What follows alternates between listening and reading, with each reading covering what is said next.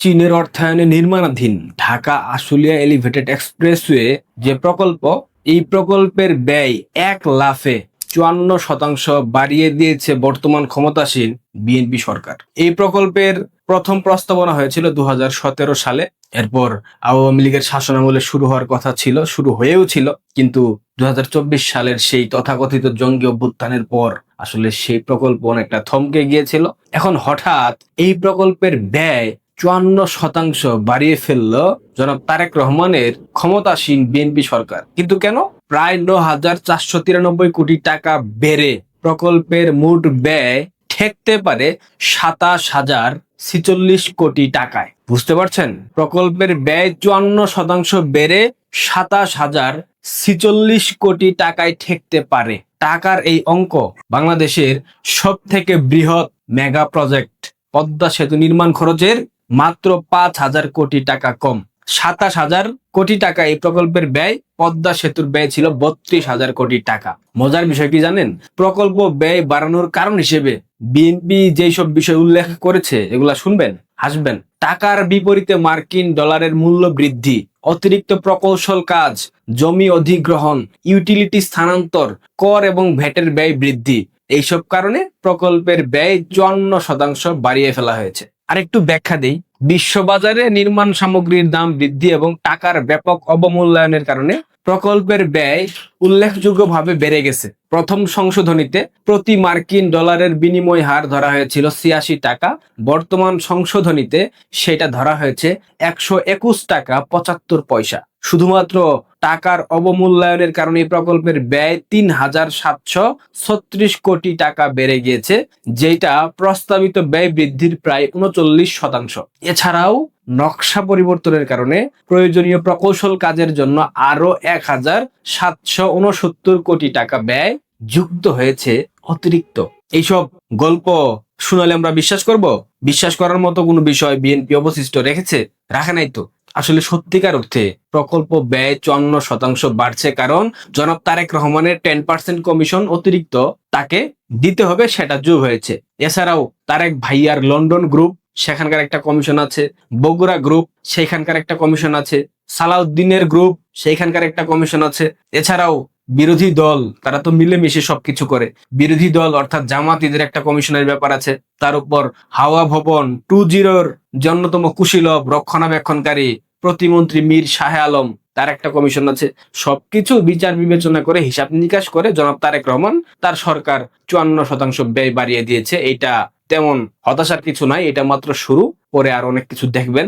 সর্বশেষ প্রস্তাব অনুযায়ী সরকারের নিজস্ব অর্থায়ন প্রায় 76% বেড়ে 13,803 কোটি টাকা হবে। অন্যদিকে চীনের অর্থায়ন 37% বেড়ে 13,242 কোটি টাকা হবে এই প্রকল্পের সর্বমোট ব্যয়। শুধু কি ব্যয় বাড়ানো হয়েছে? জি না। জমি অধিগ্রহণ, ইউটিলিটি স্থানান্তর, নকশা সংশোধন এবং প্রকল্পের নতুন উপাদান যুক্ত হয় প্রকল্পের মেয়াদ বাড়িয়ে 2030 সালের জুন পর্যন্ত করার প্রস্তাব করা হয়েছে। এখন 2030 সালের জুন পর্যন্ত জনাব তারেক রহমান কি ক্ষমতার মসনদে থাকতে পারবেন? এই নিশ্চয়তা আপনাকে কে দিয়েছে? জনাব 10% রহমান। এই পদ্মা সেতু নিয়ে বিএনপি কি মিথ্যাচার নাই যেটা করে নাই? বেগম জিয়া বলেছিল পদ্মা সেতু কি হবে আওয়ামী লীগের আমলে? হবে না। পদ্মা সেতু জরা তালে দিয়ে করা হয়েছে, এই সেতুতে কেউ উঠবেন না।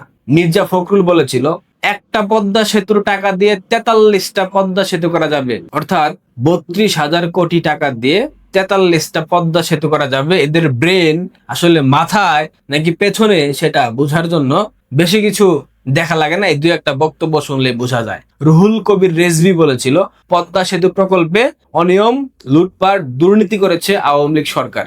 শুধু কি এদের কথা? এদের কথা বাদ দেন, এরা তো তেলাপোকা। যেখানে ড্রাগন জনাব তারেক রহমান সে নিজেই বলেছিল মেগা প্রকল্পের নামে মেগা দুর্নীতি হয়েছে। তার ভিডিওটা দেখেন। আমরা দেখেছি ঢাকা শহর সহ দেশের কিছু কিছু জায়গায় মেগা প্রজেক্ট কতগুলো হয়েছে, এবং আমরা জানি এই মেগা প্রজেক্ট গুলো স্বৈরাচার ফাঁসিবাদের সময় হয়েছিল। এই মেগা প্রজেক্ট গুলো ছিল মেগা দুর্নীতির কারখানা।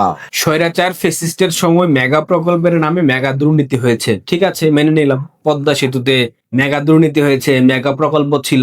তা ঢাকা আশুলিয়া এক্সপ্রেসওয়ে, এটাও তো মোটামুটি একটা মেগা প্রকল্পের মধ্যে পড়ে। মেনে নিলাম এটা মেগা প্রকল্প না। এইখানে প্রকল্প ব্যয় 54% কেন বাড়ানো হলো? কেন একটা এক্সপ্রেসওয়ে করতে পদ্মা সেতুর সমপরিমাণ টাকা গুনতে হচ্ছে সরকারকে? কেন জনাব তারেক রহমান আপনি আসার পর এই প্রকল্পের ব্যয় 54% বাড়লো? তখন তো অনেক লেকচার দিয়েছেন, এখন তো গালি দিতে মন চায়। আপনার মতো কথা বলেন একটা, কাজের বেলায় করেন আরেকটা। আপনি দেশে ফিরেই বললেন মেগা প্রকল্পের নামে মেগা দুর্নীতি হয়েছে, তবুও প্রকল্প দৃশ্যমান হয়েছে। আপনি কি করলেন? একটা প্রকল্প হাতে নিতে পেরেছেন 4 মাসে?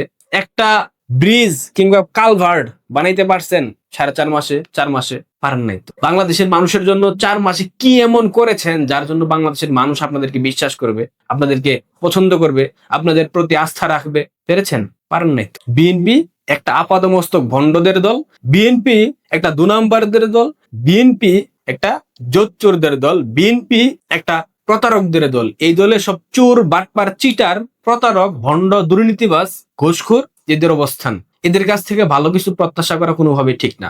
নিজের একটা প্রকল্প এখন পর্যন্ত করার সাহস পায় নাই। আওয়ামী লীগ একটা প্রকল্প চীনের সাথে যুক্ত হয়ে করে গিয়েছে, ঢাকা আশুলিয়া এক্সপ্রেসওয়ে। সেটার প্রকল্প ব্যয় 54% বাড়িয়ে 27,000 কোটি টাকা করে ফেলা হয়েছে। এখন বাংলাদেশের সুশীল বুদ্ধিজীবী নামক যে হায়ানাগুলো আছে, এই হায়ানারা কোনো কথা বলবে না। পদ্মা সেতুতে দুর্নীতি হয়েছে এইসব কথা বলে সুশীল বুদ্ধিজীবীরা টক শোতে একদম ফাটিয়ে ফেলতো। এখন টক শোতে গিয়ে ঢাকা আশুলিয়া এলিভেটেড এক্সপ্রেসওয়ে এটার প্রকল্প ব্যয় যে 54% বাড়ানো হলো, এই বুদ্ধিজীবী সুশীলের বাচ্চারা এখন আর কথা বলবে না, ভুলে কথা বলবে না। কারণ বাক স্বাধীনতা কোন দিক দিয়ে ঢুকিয়ে দেবে কথা বললে সেটা তো আপনারা নিশ্চয়ই বুঝতে পারছেন, তাই না? 5 আগস্টের পর বাংলাদেশের মানুষের বাক স্বাধীনতা কই গিয়েছে? 5 আগস্টের পর বাদ দিলাম, বিএনপি ক্ষমতায় আসার পর 12 ফেব্রুয়ারি 2026 বাক স্বাধীনতা কই গিয়েছে, কোথায় হারিয়ে গেছে সেটা তো নিশ্চয়ই বুঝতে পারছেন। এই প্রতারকদের ফাঁদে পড়েছে বাংলাদেশের মানুষ, এই প্রতারকদের ফাঁদে পড়েছে বাংলাদেশের অর্থনীতি, এই জোচ্চোরদের ফাঁদে পড়েছে বাংলাদেশের উন্নয়ন অবকাঠামো, যেগুলার ধ্বংস অনিবার্য। অনিবার্য মানে অনিবার্য। এই এক একটা গ্রুপের যে ক্রাইটেরিয়া, এক একটা গ্রুপের সব চাহিদা মেটাতে গিয়ে এই প্রকল্প শেষ পর্যন্ত হবে না, একটু গ্যারান্টি দিয়ে বলতে পারি। ভালো থাকবেন, সুস্থ থাকবেন। আরো মিথ্যাচার, আরো 2 নাম্বারি দেখার জন্য সাথে থাকেন, পাশে থাকেন। বিএনপি যাই করবে না কেন সেটা বাংলাদেশের মানুষের পক্ষে কখনোই যাবে। ধন্যবাদ।